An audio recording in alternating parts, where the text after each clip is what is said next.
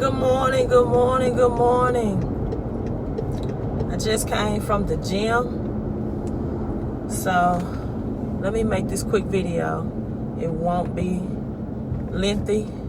I have about a time frame to get to my next destination, so I'm jumping right into it. If you catch the replay, make sure you hit like. Hello. Hit like and hit share, and share it on your timeline on Facebook. On YouTube, make sure you hit the subscribe button, the bell notification button. Give me the thumbs up, hit the like button, right? Hit the like button if this information, if this was any help to you. So it's that time of the year where I'm getting bombarded with, which is a great thing, with people who want to fix their credit, right? You know, tax returns are in, they have that extra income because they know that if they make that one-time investment now, that for a lifetime and for the year, they're going to be saving thousands and thousands of dollars on insurance, interest rates, others people money. They can use it to flip it to, you know, invest in things, invest in assets and not liabilities, or to get a better quality of life, a better vehicle, or to be a home buyer, whatever the situation may be, move into a better apartment, right? And so oftentimes, you see these pre-written, and I said template letters, templates because you fill in the blank. And a lot of them ask you to start from the gate of verifying a negative or adverse account. An adverse account is anything, or a delinquent account is anything, late payments, collections, charge-offs, which makes adverse actions of just being denied for any type of loan or opportunity, you know, as a result of those negative accounts on your credit report, right, which drastically lowers your score. And so this is why that's more bad than good, right? This is why that's more bad than good. It's more harmful than helpful. What are you asking the bureaus to verify? When you send in this template letter and it just said, hey, write in this collection account, ask for verification. Write in this late payment account, ask for verification. Write in this charge off and ask for verification. What exactly are you asking them to verify about it? You want them to verify this is a charge off? You want them to verify this is a collection? You want them to verify that it's a late payment? So, you know, when you really think about it, you can see why that strategy is not the best one.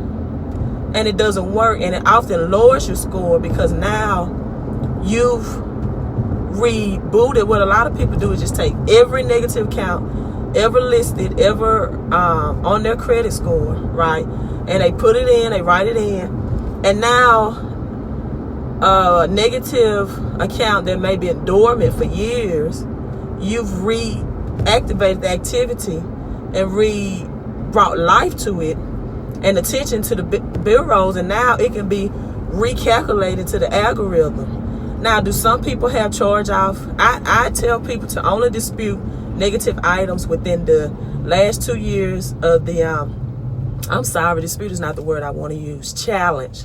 It's a difference between challenge and disputing, but that's a different video for a different day. Only challenge items within the last 2 years of your credit report, because that 2-year window is the only thing that's calculated into your score at that point. Now, if you want to be a homeowner and the mortgage lender tell you have to get this charge off, this collection, this late payment off from 3 or 4 years ago, then of course you want to challenge that. So instead of asking for verification right out the gate, see, you only want to use the Fair Credit Reporting Act 611 to ask for verification.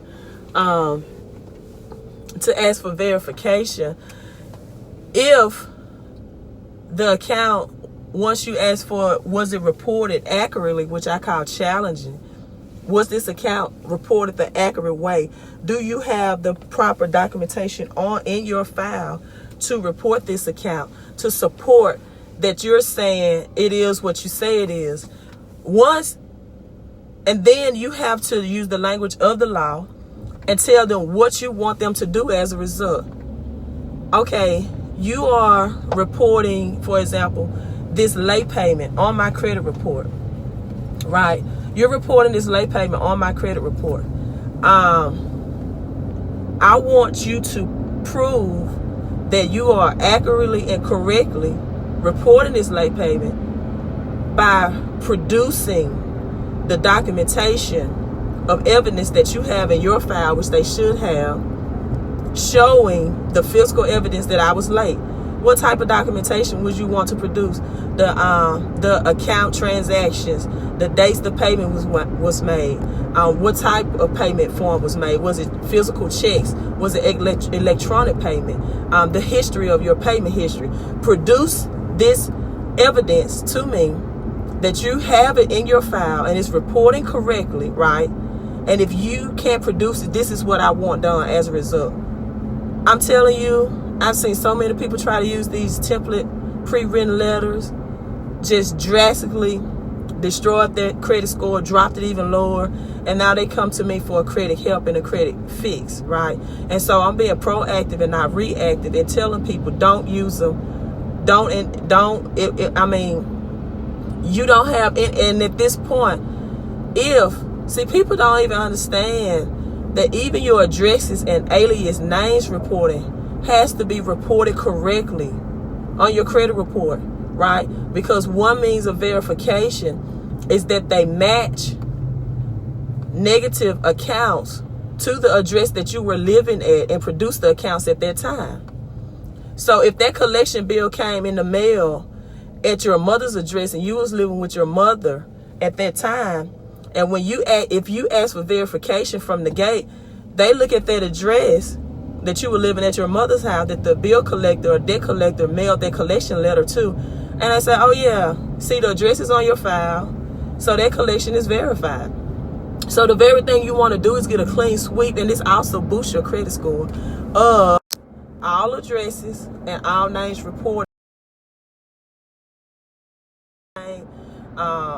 Maiden names, updated marriage name if you got a new driver's license, new social name change, anything you want to get, because old alias names are reported to addresses as well, right?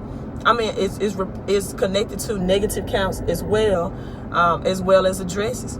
And so the very first thing is you should do is use the Fair Credit Reporting Act, right?